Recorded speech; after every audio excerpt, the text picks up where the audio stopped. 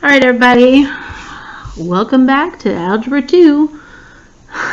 We're going to skip on to the next chapter. I know we didn't finish everything that there was to ever talk about in the last chapter, but we're just going to move on. Okay, so if you'll make sure that you write this down, what I write, you write, keep it all together. If you have your notebook or you have a journal that you can start writing in to kind of keep it all together, that would be great.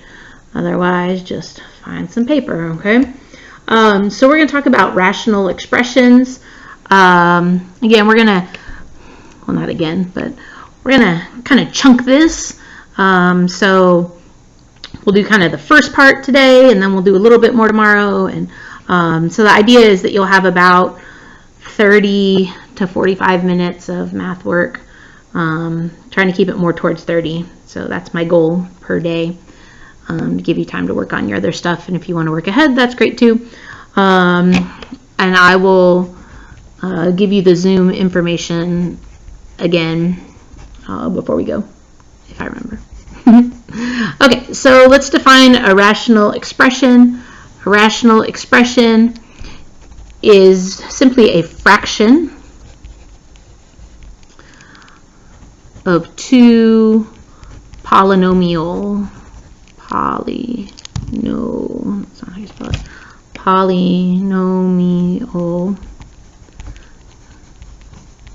expressions. Okay, so it's going to be a fraction. It has two polynomials. A polynomial can be anything. It could be like, could be 5x squared. It could be 3x plus 6. So it could have an exponent of any type. It could have a plus or minus. Polynomial is just the kind of general term for it. Monomial, mono means one, so it's only going to have one term. If it has a plus or a minus, that makes it a binomial if it has two terms. If it has three terms, then it becomes a trinomial, etc. Okay, so polynomial is kind of the kind of the generic name for any of those. Okay, so what we're going to do today is we are going to simplify. So if we want to simplify, did I spell that right? Simplify a rational expression, we are going to follow these three rules. So step one is we are going to factor everything that can be factored. Okay, so sometimes that might just be divide the whole thing by 5, bring a 5 out to the front. Sometimes we're going to have to factor like we did with our quadratics, where we'll get two parentheses, and in one parenthesis it says, you know, x plus 3, and in the other parenthesis it says 2x minus 5, that kind of thing. So those are all parts of factoring. Okay, so we'll factor everything. Step 2 is simplify the monomials. So anything that is a single term, monomials. Okay. Simplify the monomials. We're going to use our exponent rules. And we'll talk about those as we go. I'll do a bunch of examples for you, don't panic. And step 3, the final one, is to eliminate common binomials.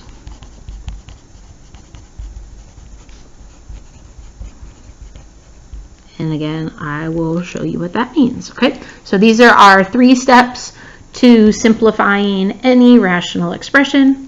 Factor anything that we can, then we're going to simplify the monomials, and then we're going to cross out or eliminate the binomials.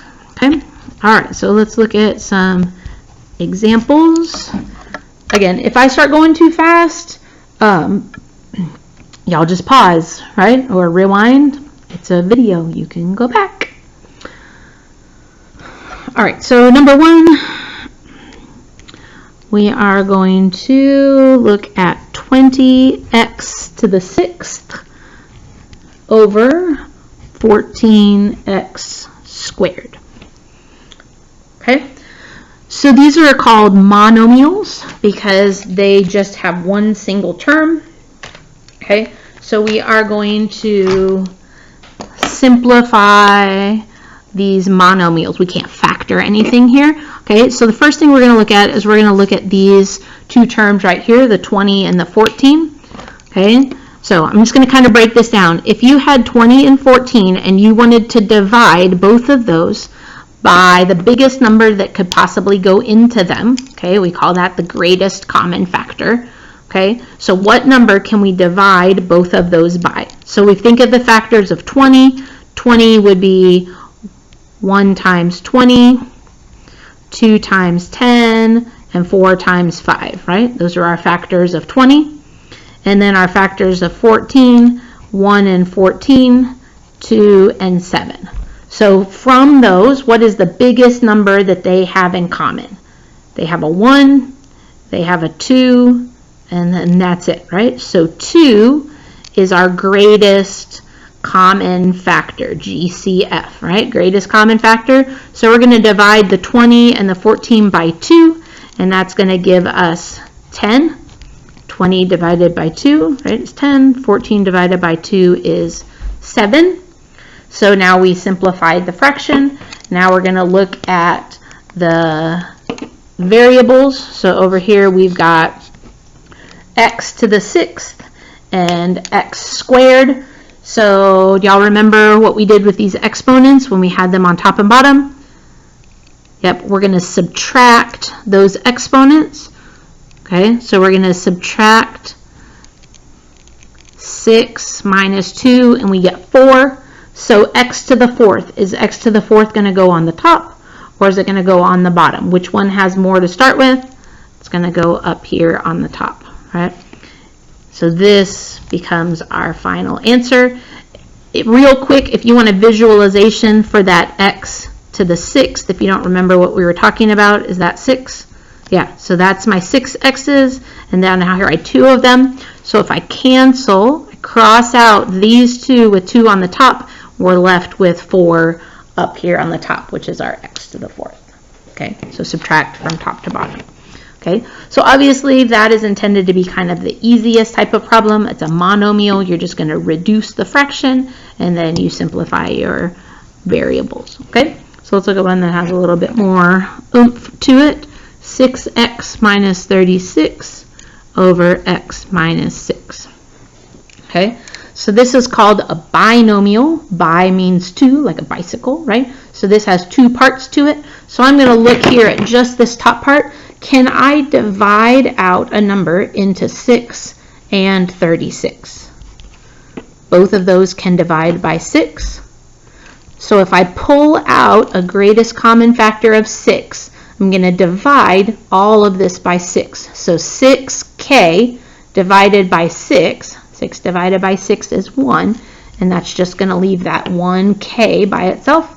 And then here we have a negative 36 or a minus 36. If we divide that by this factor of 6, 36 divided by 6 is 6. So we divided the 6 out, and think if you multiplied this back in here, if you distributed, we would get back to 6x minus 36, right? So that's called factoring. So we factored that out. Can we factor anything out from the bottom here? No, because this k doesn't have a number on it, so I can't pull a number out from both of those. So we're just going to leave k minus 6. And do you see something now that'll cancel? Okay, step 3 is eliminate. So do you see how this and this are exactly the same thing? So they are going to cross out and go away, and we're just going to be left with the 6 out in the front as our final answer. Okay, simplify. Eliminate if possible. Okay. All right, number 3. Let's see. Can y'all see okay?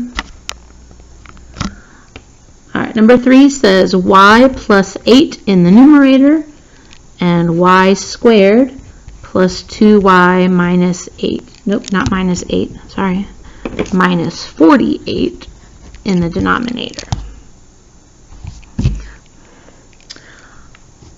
Okay, so we're going to look at factoring, do I have any value that I can pull out of this y minus 8? Please say no, because there's no number in front of the y, so I can't pull out a common factor. So that y plus 8 is just going to stay like it is.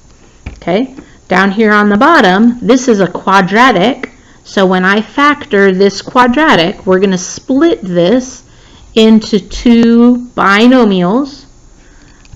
Y squared at the front, so I'm going to have y's at the front of each of those. Y times y makes y squared. And then I want two numbers that multiply to make negative 48, but add to make positive 2. So think of the factors of 48 that will multiply to make negative 48 and add to make 2. Now I'm going to give you a little hint. We want to probably eliminate this. So y plus 8 is probably going to be one of our factors, unless this just doesn't factor at all, unless it doesn't reduce, which is probably not what I will be giving you at this point. Everything will be able to reduce. Okay, so with that being said, if I want two numbers to multiply to make 48, and one of them is 8, 8 times what makes negative 48? 8 times negative 6. Does that add to make 2? 8 plus negative 6 makes positive 2? Sure does. So we're going to have a positive 8 and a minus 6. Okay, positive 8 and a minus 6. So I'm going to put that over here as our new denominator. Okay, oh, sorry. All right, so now that we've factored that, does something eliminate? Yep, that goes away. So what's going to be left up here in the numerator? If we cross out that y plus 8, what's left? Not nothing, because nothing is 0. So what number do I put there to hold the space? Yeah, a 1. And then down here on the bottom, we have y minus 6. Awesome.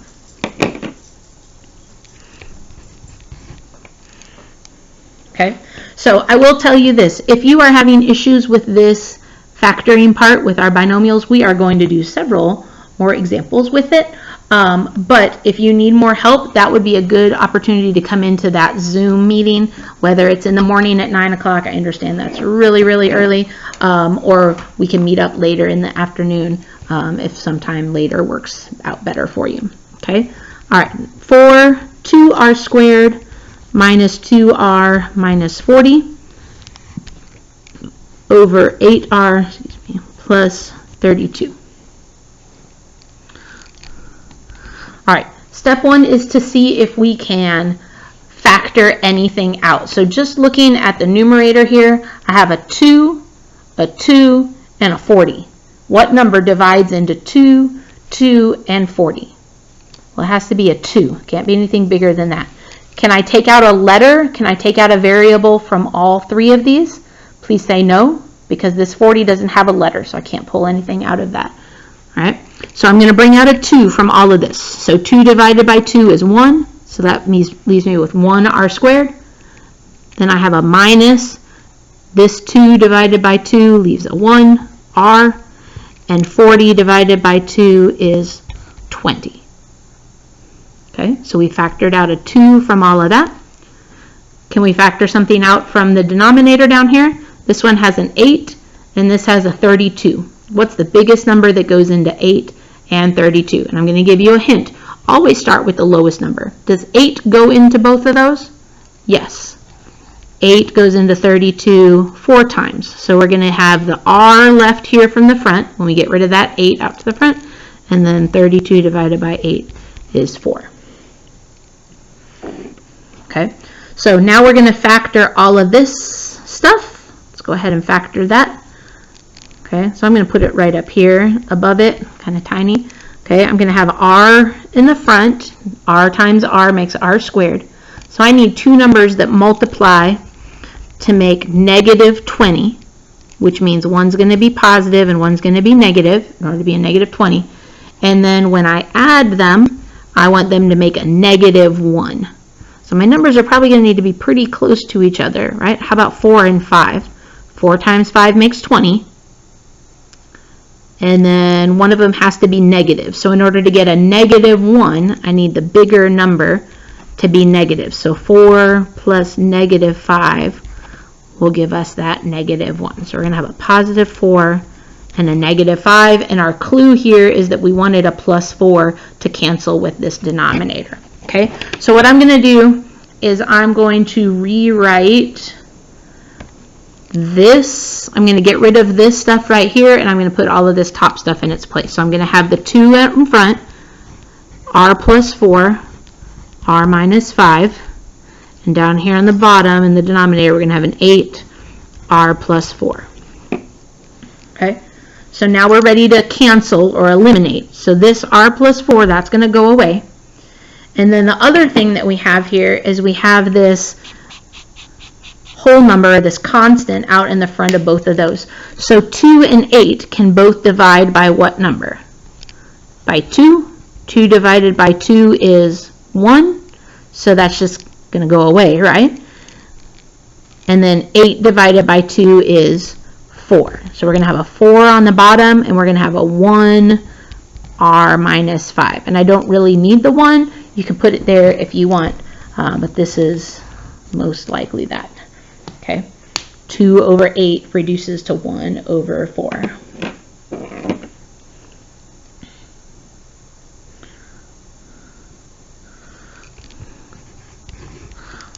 All right, so a couple more just different things that you're going to see. P squared minus 49 over 7 minus p. Okay. So can I factor a number from the numerator? You should say no, because there's only a 1 right here in front of this p squared, so I can't bring anything out of that. Can't bring anything out down here because there's no number with this p. So I'm going to factor this top part because I got a p squared. So p squared is going to be p times p. And what two numbers multiply to make 49? 7 and 7. But I want it to be a minus 7, so one's going to be positive and one's negative, and that way that gets us that 0 term in the middle. Right? Positive 7, take away 7 makes 0. And then down here we have 7 minus p. Okay. Now, there's a problem here. This and this are not the same thing. Okay? There's a very big difference between 10 minus 3 and 3 minus 10. They give us different answers. So what we're actually going to need to do is we're going to need to factor out a negative 1 from this denominator down here. Okay, so I'm going to leave the numerator, p plus 7, p minus 7. I'm going to leave that alone. But I'm going to factor out a negative 1 from this denominator. So essentially what we're doing is we're just going to change the sign. 7 divided by negative 1 is a negative 7. And negative p divided by negative 1 gives us a positive. Okay, so what's going to happen now, I can flip this. Okay, flip. So this is going to say p, positive p, and a minus 7, right? Positive p minus 7, and then I still have that negative 1 out in the front. Okay, so that's now going to cancel, but I have that negative 1 in the denominator. Okay, so my final answer, this is going to go away, right? So what is positive 1 divided by negative 1? Positive divided by negative is a negative. So I'm going to have a negative answer, p plus 7. So essentially we're bringing that negative up to the top because we don't need a negative 1 just to be hanging out there by itself in the denominator. That one's a little tricky. Okay, we might need to go through another one similar to that, but probably not today. Okay. All right, let's do 1 or 2 more. This is one of those things we just got to see lots of examples of it. All right, 12a to the third minus 3a over 12a to the third plus 6a squared.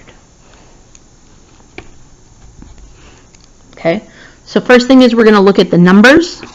Look at the numbers. So what number can I divide into 12 and 3? 3. Okay, what about a letter? Can I bring out a letter this time? Do these both have letters on them? Yep. So I'm going to always bring out the smallest. Which is smaller, a to the third or a? Just a, because that's 1, right? Okay, so I'm going to bring out a 3a. So 12 divided by 3 is 4. If I had a to the third, and I take away one of the a's, that's going to leave me with a squared. Like I had 3 a's here, right? This was a times a times a. We're getting rid of 1, so we just have 2 left. Okay, subtract 3 divided by 3 is 1. A, take away one of the a's, is just 1. Okay. All right, we're going to do the same thing down here on the bottom. This time we have a 12 and a 6. What's the biggest number that goes into 12 and 6? 6. They both have a's. What's the smallest a value that we can get from this? We're going to take out both of these, right? We're going to take out a squared. All right, so here's what we do. 12 divided by 6. 12 divided by 6 is 2. We had a to the third, so that was 3 a's that we had there, and we are taking out a squared. So we're going to take out 2 of them, and that's going to leave us with 1a.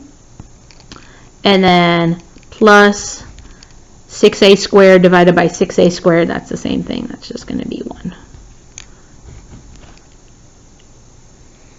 Okay.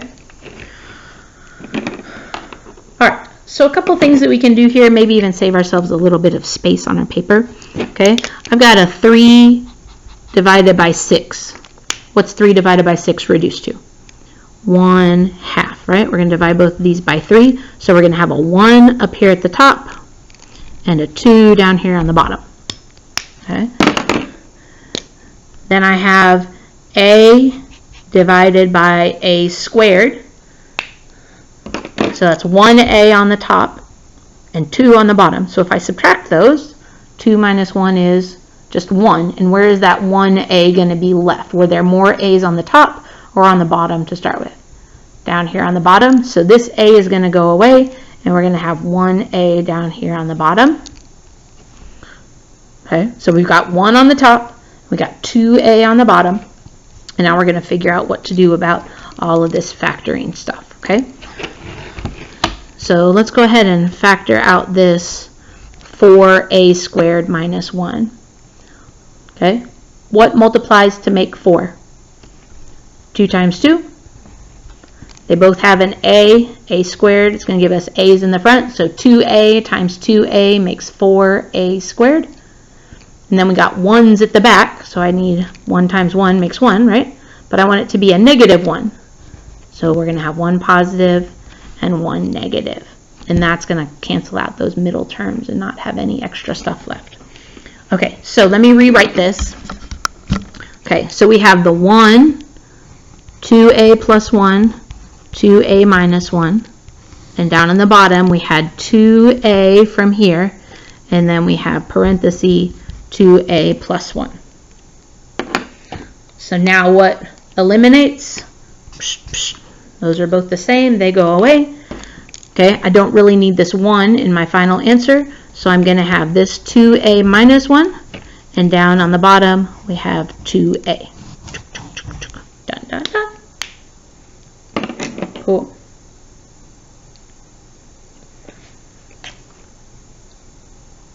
All right, I think we will call it done for today. The other ones are going to get into a little bit higher factoring stuff, and I feel like we need to do a little bit more reviewing before we go into that. Okay. So again, please make sure you have written down these examples and gone through. Feel free to go back and review again as you're getting into the assignment. Okay, so for the assignment, there will be a couple problems, maybe, I don't know, 4 or so, where you're just practicing this. Please come and see me in the Zoom meeting space if you have questions. Excuse me, and I put that Zoom meeting ID number on the Google, and it's on the Remind in Google Classroom. So come and see me. If you can't come see me at 9 a.m. because I know it's really early, then send me a message through Remind or through Google Classroom, and we can set up another time later in the day. Okay? Go. Love you. Bye.